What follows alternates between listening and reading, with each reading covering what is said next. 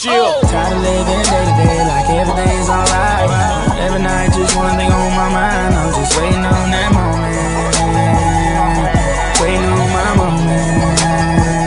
moment. Alright people, so what's going on? This is your boy Retro. Want to thank you guys for tuning in to another Injustice video. And before we get into that, I want to thank everybody for celebrating my milestone. Everybody knows by now I reached 2,000 subscribers. And I just want to say to everybody out there, I appreciate all the love and support you guys have given me. Mainly for the consistent viewers of my channel who've been there since day one, or even if you haven't been there since day one, you subscribed recently and you've been checking up on my videos by commenting and liking. And yeah, so I just want to pretty much give a shout out to all you guys, because you guys, without you guys, this channel would not be still up and running. And so yeah, so much support there. Now today we got a 2,000 subscriber milestone video. I got a special guest named Rambo. Me and him are going to be doing an Injustice review, talking a little bit about the game. Behind this gameplay that you're seeing here. So let's go ahead and get to it. Rambo's going to be featured in a lot of future commentaries, gameplays that I do, collab podcasts or whatever you want to call it. And his links is going to be in the description. Links going to be in the video. Make sure you subscribe to him. He does Injustice videos, BioShock. He does a lot of videos, a lot of variety of stuff like I do. So try and get him a fan base like me. So make sure you go ahead and subscribe to him and whatnot. So yeah, Rambo, we're going to talk about Injustice. Tell me a little bit about what you like about the game, what you don't like. Injustice, right? Injustice was pretty good. I enjoyed the story mode. It has a classic Mortal Kombat feel to it. You know, it gives you the story, but at the same time, it gives you that arcade battle where you can go up through levels and levels and fight against different characters. The multiplayer was pretty good. Again, it's still a versus mode game.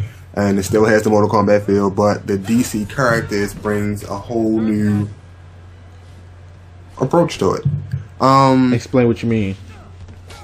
Well, you know, you play Mortal Kombat, you've seen it over and over again. You get Mortal Kombat 1, 2, 3, 4, 5, Armageddon, Deadly Alliance, you know, whatever. But in the end, it's still Scorpion, Sub-Zero, you know, the usual right. people. And when you see Batman, Nightwing, Superman, he's a bitch, by the way. Hawgirl. You couldn't resist getting that in there, could you? I couldn't. Couldn't resist.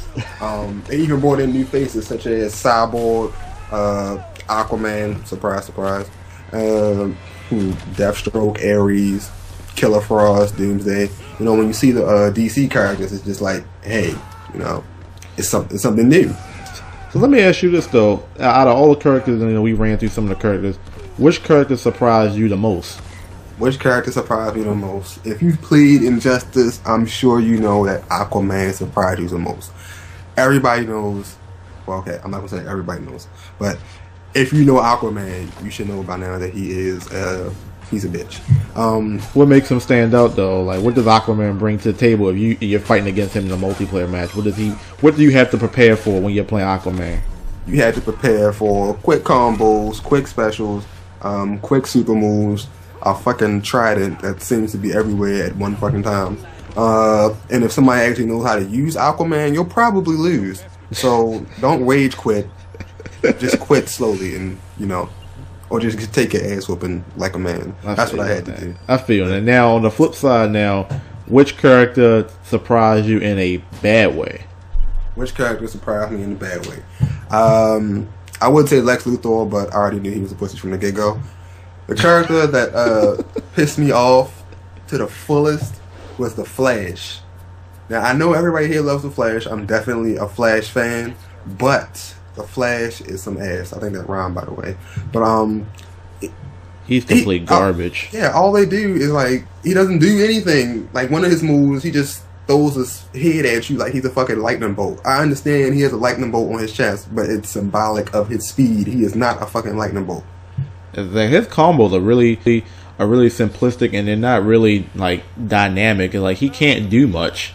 He like, can't do much. You know, you just try. Like, he's one of those characters like you can practice over and over with, and you just won't be satisfied because he has no moves. Right. No moves. If you play with Flash, you're a brave man, but expect to get your ass whooped. I mean, if you can use the Flash though, then kudos to you, because I can't use him. I cannot use him. Like I like Green Lantern. I like Harley Quinn. I like Catwoman, but I can't get the. I'm not trying to use Flash because you know Flash is one of them characters where he's like when you play a new Marvel game or You know, Yeah, he's one of the first people you want to use. You know, he just was a disappointment to me. Very, very disappointing. So, let me ask you this though. Now we expect that they're gonna come out with a DLC and they're gonna drop some new characters. Now, who do you expect them to drop, and what characters would you like them to drop? First, let's talk about the DC characters. Before I get into any other things, we're going to talk about DC since we know that they can pull from DC because, well, it is DC. Characters they could drop could be characters like Atrocitus. He's a Red Lantern from the Red Lantern Corps. They could drop Beast Boy, Starfire. Those are 2 Teen Titans that were killed if you played the story mode that you know all about, Raven and Cyborg's vendetta against whoever. But yeah, they died in the story mode. And yes, I know they're dead, but you know, you can still play with them. You can put in Blue Beetle. He pretty much has like this alien mechanical beetle that goes around him. He's sort of like a Mexican Iron Man. Iron Man's Mexican, but whatever. Really? They could put in Bizarro. Bizarro is like the slow degenerate version of Superman. Again, Superman is a bitch, so I would love to fuck Superman. Oh boy, you can't resist getting that in there. They could put in Brainiac. They could definitely put in Brainiac. I'm sure you Magneto, Darkseid, Deadman, Jonah Hex. They could put in Gorilla Grodd. Wow, they really have Frankenstein. They could put in Frankenstein. Why would you want to see Frankenstein in there? I would fight Frankenstein versus Grundy. I got Grundy winning. I really did. Oh really? I really did.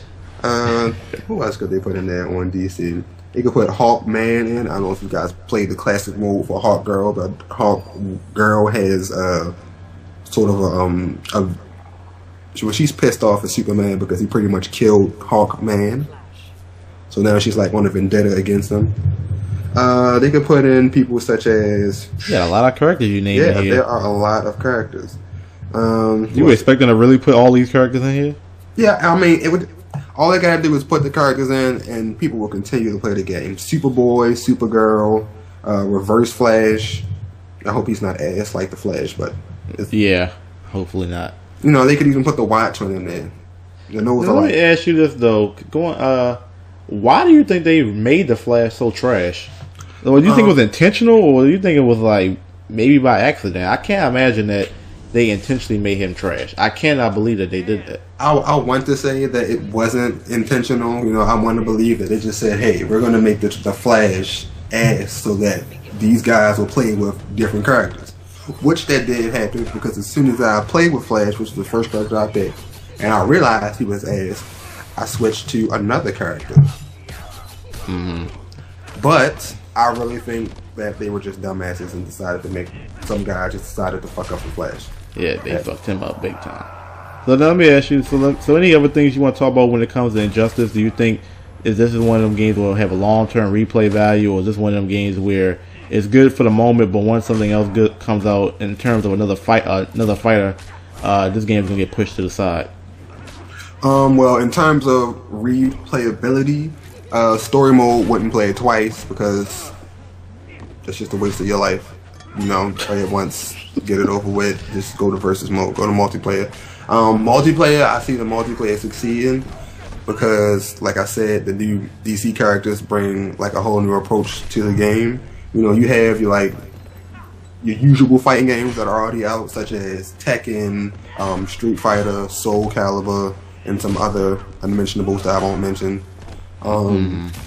You know, those are like the status quo for fighting games. And, you know, you had that one failure, DC versus Mortal Kombat, that was a complete... Oh, my God, dreadful. That was a complete and utter failure. This is how DC versus Mortal Kombat... Spam City. Right. Oh, my goodness. This is how it should have been. The graphics, the gameplay.